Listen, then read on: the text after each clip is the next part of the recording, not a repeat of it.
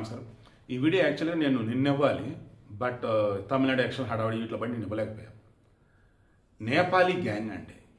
మొన్న మీకు బాగా గుర్తుంటే మూసపేట వైజంక్షన్ దగ్గర సమ్ మీద గేటెడ్ కమ్యూనిటీ మార్వాడి కుటుంబం వాళ్ళ ఇంట్లో పనిచేసేవాళ్ళే.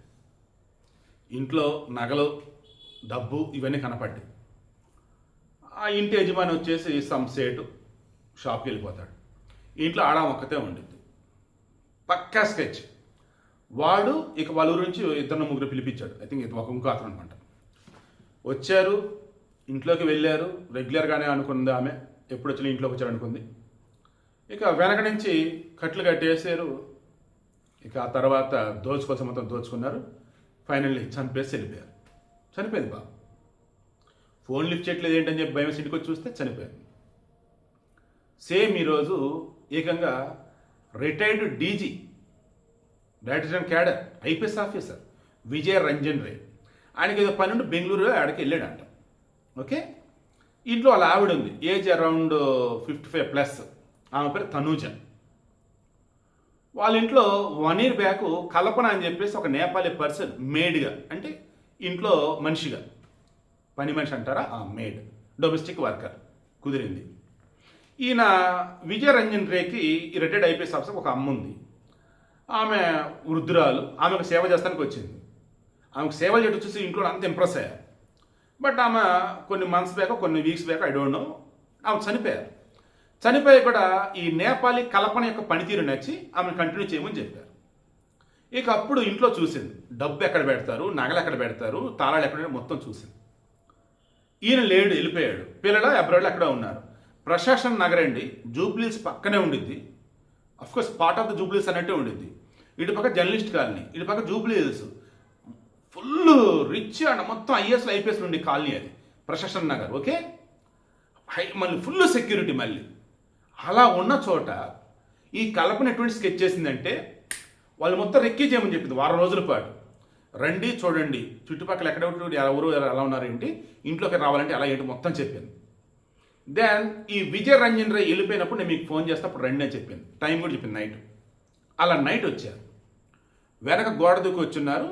దెన్ ఇంక లోపలికి వచ్చిన తర్వాత వెళ్ళిపోయి ఇక ఆమె దగ్గరికి వెళ్ళారు. వెళ్ళగానే చేతులు కాళ్ళు కట్టేయడం, నోట్లో గుడ్డలు గుక్కేశారు అరవకుండా. ఇక అప్పుడు బంగారం, డబ్బు మొత్తం తీసేసుకున్నారు. ఇక్కడ వీళ్ళు ఆమెను చంపాలని అనుకోవాలా, ఎందుకు పొడవలా, ఏం చేయాల, కానీ ఊపిరాడకుండా చేశారు. మొత్తం కట్లు కట్టారు, మొత్తం గుడ్లు కుక్కారు. అంటే ఊపిరి ఎక్కడ ఆడిద్దండి అసలు? అంటే ప్యానిక్ అటాక్ కూడా అయింది కదా. పాపం చనిపోయింది ఆమె ఇమీడియట్గా. అంటే ఆమె చనిపోయింది నాకు ఎప్పుడైతే ఎవరైతే చూసినారో ఫస్ట్ చుట్టుపక్కల చెప్పేస్తారు కదా, క్రాస్ చెక్ చేసి పోలీసులు అప్డేట్ ఇచ్చారు. ఆమె ఒక రిటైర్డ్ ఐపీఎస్ భార్య, అది ప్రశాసన్ నగర్ ఫుల్ ఆఫీసర్ ఉండేది. ఊరే నాయన ఇక్కడ కూడా ఇంత దారుణంగా హత్య ఏంటి రావు అని చెప్పేసి అని కూడా క్రాస్ చెక్ చేస్తే ఆ ఇంట్లో ఉండే పని మనిషి కల్పన నేపాలీ గ్యాంగ్ వాళ్ళని పిలిపించి రెక్కి నిర్వహించి ఆ తర్వాత ఇంట్లోకి వచ్చి మొత్తం తీసుకొని జంపు ఏడకెళ్ళి చూస్తే నాంపల్లి వెళ్ళిపోయి అక్కడి నుంచి ఢిల్లీ వెళ్ళే ట్రైన్ తెలంగాణ ఎక్స్ప్రెస్ అది ఎక్కేశారంట.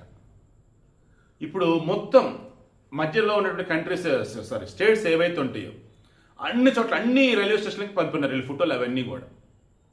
మేబీ ఈ పాటి వాళ్ళు నేపాల్ ఇల్లు ఉండొచ్చు ఏదో ఒక విధంగా, మాస్క్లో ఏదో ఒకటి ధరించేసి. బట్ ఈ వీడియోకి ఇంటెన్షన్ ఏంటంటే, పోలీసులు నెత్తినోరు మొత్తుకొని చెప్తున్నారు, మీరు ఎవరైనా పనిలో పెట్టుకునేటప్పుడు వాళ్ళ అడ్రస్లు, వాళ్ళ గతం ఏంటంటే మొత్తం చెక్ చేయండి. అండ్ నీరుపై ఉన్న పోలీస్ స్టేషన్లో కొత్తగా పనిలో పెట్టుకుంటున్నాము, వీళ్ళ గురించి డీటెయిల్స్ మీ దగ్గర ఏమైనా ఉన్నాయా అంటే గతంలో కేసులు నమోదైనా చూడండి అని ఇవ్వాలి కదా అని చెప్పారు. బట్ పోలీసులు అయ్యి ఉండి వీళ్ళు సైతం పట్టించుకోవాలి. మన పోలీస్ అధికారులే మన దగ్గరికి ఎవరు వస్తారు అలా తప్పు చేసేవాళ్ళని చెప్పేసి అనుకున్నారు. కానీ అవతలకు అదే అడ్వాంటేజ్ అయింది. వీడియో ఇంట్రెస్ట్ మీకు అర్థమైందా? చిన్నదైనా పెద్దదైనా అవతల వాళ్ళు అర్హత ఉన్నా అర్హత లేకున్నా మన జాగ్రత్త మనం ఉండాలి. ఓకేనా? ప్లీజ్ జాగ్రత్త. పాపం అండి, ఈ వయసులో పని వాళ్ళని నమ్మి ఈ రకం చనిపోయింది. రీసెంట్ టైమ్స్లో ఈ నేపాలీ గ్యాంగులు ఇలా చేస్తున్నారు చాలా చోట్ల. మరలా మొత్తం నేపాల్లో నేను అన్నాను, బీహార్లో ఉన్నటువంటి వాళ్ళు కూడా కొందరికి వచ్చి మర్డర్ చేసి వెళ్తారు, దొంగతనాలు చేసి వెళ్తారు. అందరూ మళ్ళీ అలా ఉండరు. కానీ ఏం చేస్తాం, ఆ పేరు ఇంక అంతే, నేపాలీ గ్యాంగ్, బీహారీ గ్యాంగ్ అని. మళ్ళీ చెప్పి అందరిని అనలేం. బట్ జాగ్రత్తగా అయితే ఉండండి ప్లీజ్.